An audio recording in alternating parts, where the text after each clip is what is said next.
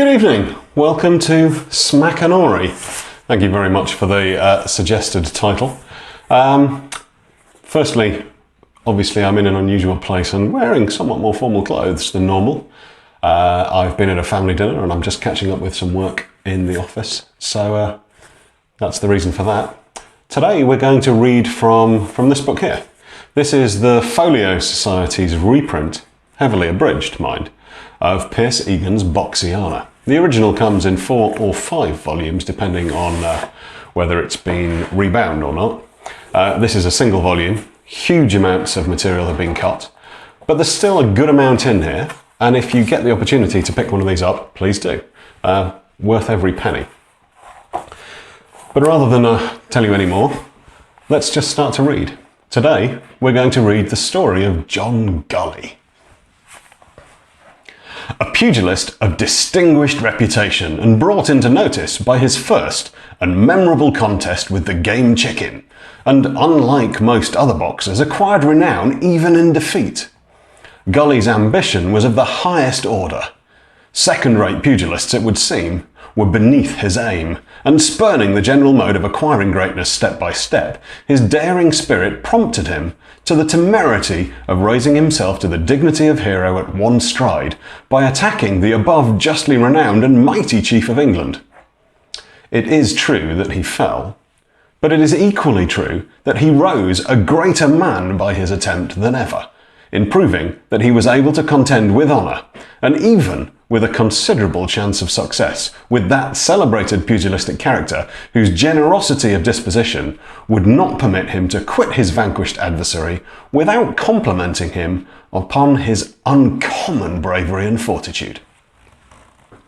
Gully, by the science and thorough bottom he had displayed in the above contest, ranked high as a pugilist and became a distinguished favourite with the fancy in general. His knowledge of the art of boxing was considered complete, and his courage proved an able second to his judgment. His supporters were numerous, and his fame stood so prominent that upwards of 2 years had elapsed since his battle with the chicken before he was called upon, the chicken having retired, to defend his title to the championship, when, at great length, he had to enter the lists with a boxer of the name of Gregson from Lancashire. A man whose size was considerably in his favour, being nearly 6 feet 2 inches high, of prodigious strength, and who had signalised himself in several pugilistic contests in that part of the country with great success. But notwithstanding such powerful requisites, his pretensions were considered more on the side of strength than that of science. His bottom was so unquestionable, and the amateurs wishing to see Gregson enter the lists with so distinguished a boxer as Gully, a subscription purse was immediately entered into for that purpose. It has been the expressed opinion by all those persons who witnessed the above combat to be one, if not positively the most dreadful in its nature, that ever was contested. And it was scarcely possible to decide which of the combatants was the most beaten. Their figures were so completely altered. The bottom displayed on both sides excited universal astonishment. Johnson had been terrific in his time, and Big Ben tremendous. George the Brewer had shown a hardihood and firmness almost beyond human nature to sustain, and Jackson had sported a game of the richest quality. But this was such a complete system of milling that it might be said to out-Herod Herod.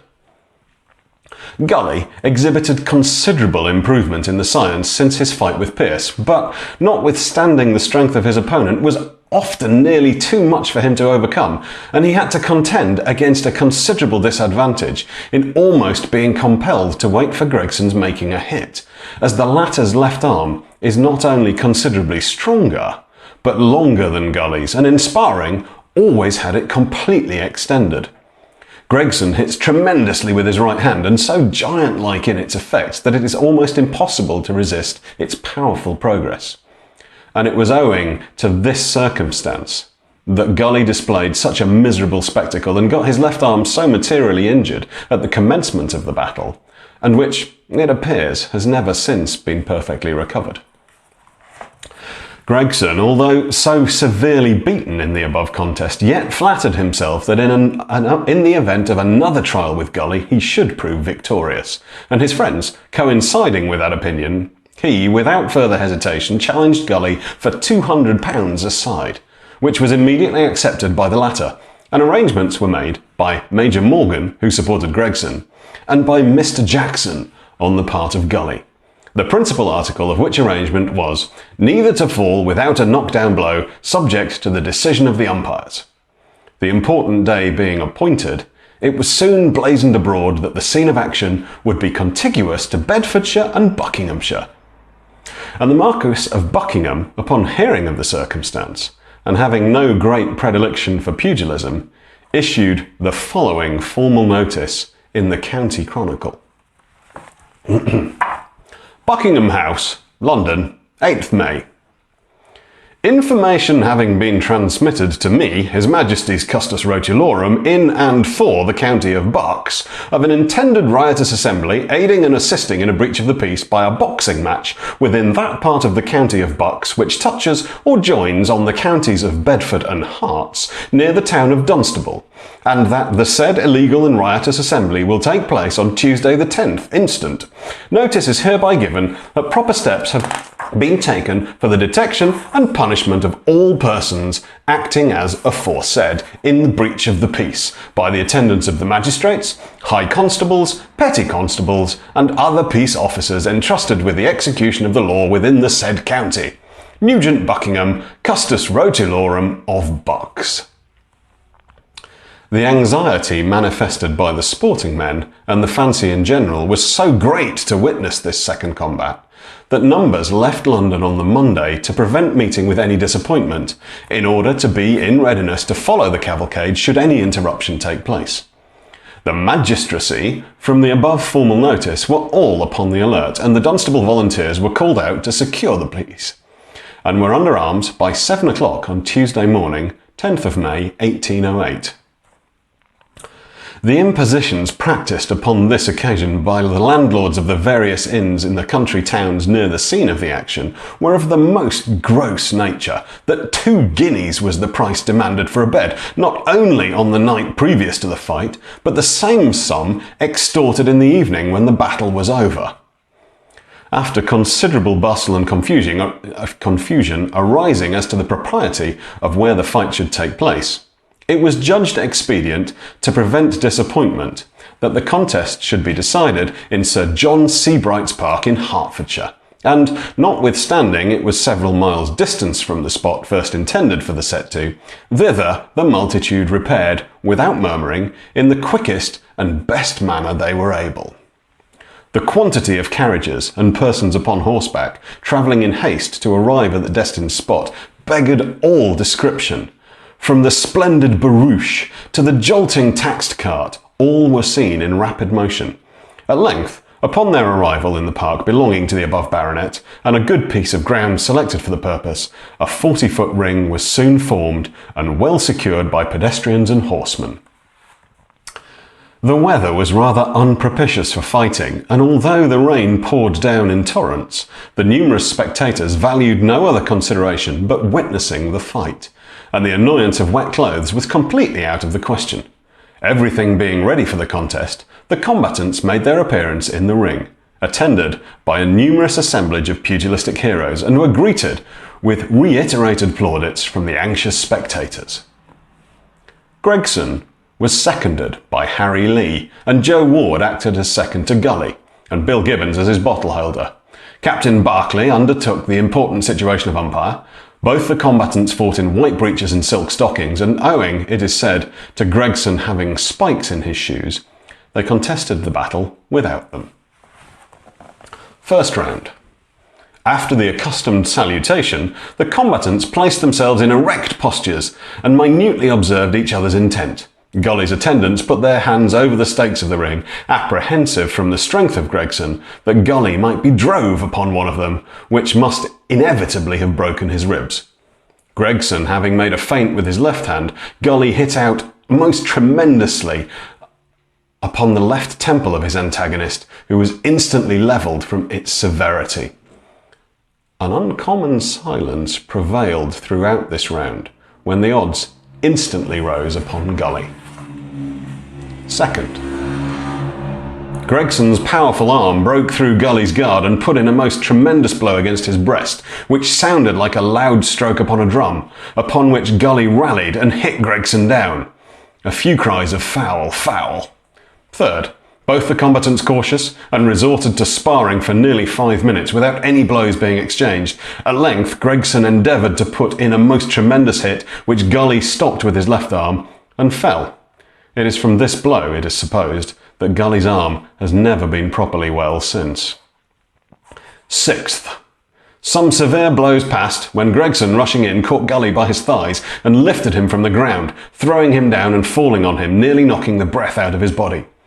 Eighth, Gully's superiority now began to show, not only respecting his knowledge of the science, but as to the termination of the fight, his antagonist's head displayed considerable punishment, and finally Gregson was levelled.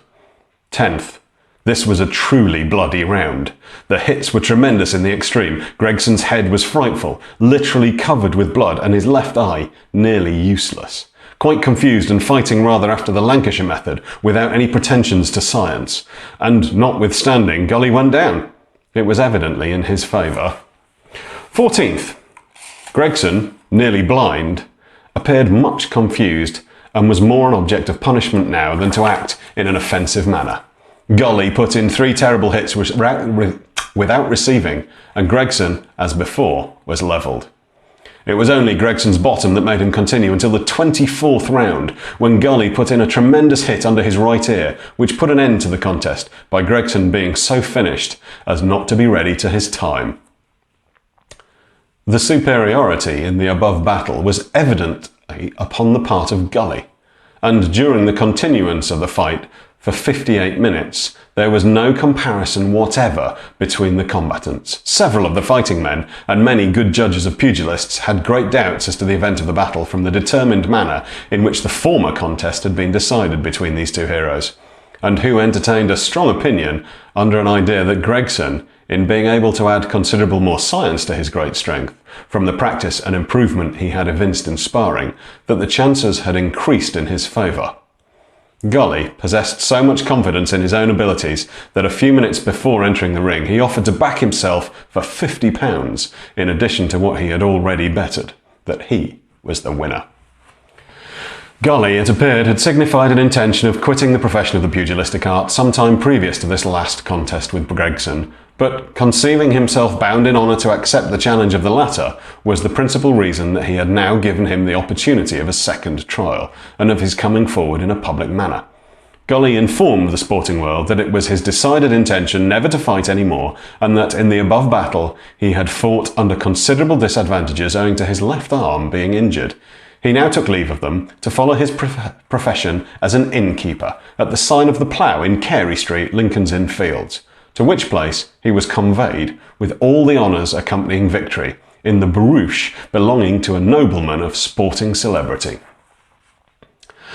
Gully, as a pugilist, will long be remembered by the amateurs of pugilism as peculiarly entitled to their respect and consideration, and if his battles were not so numerous as many other celebrated professors have been, they were contested with a decision, science, and bottom rarely equalled, and perhaps never excelled, and justly entitled to the most honourable mentions in the records of boxing.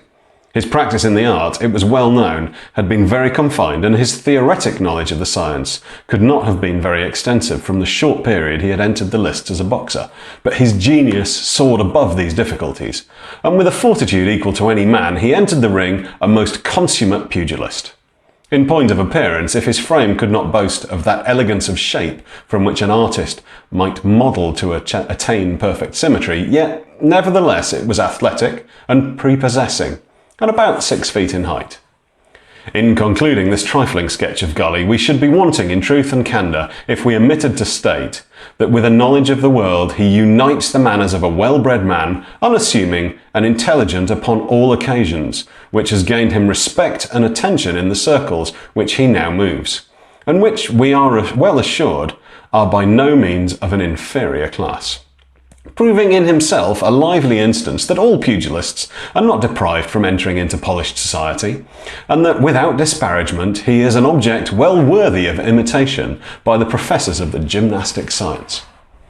Mr. Gully, we are informed, was a master butcher of respectability previous to his pugilistic encounters. In consequence of his declining the honours of the championship, it descended to the honourable keeping of the renowned Tom Cribb. Thank you for listening. I hope you've enjoyed the story of Gully, and I hope to see you soon. Please subscribe and keep your eyes open for the next video. Good night.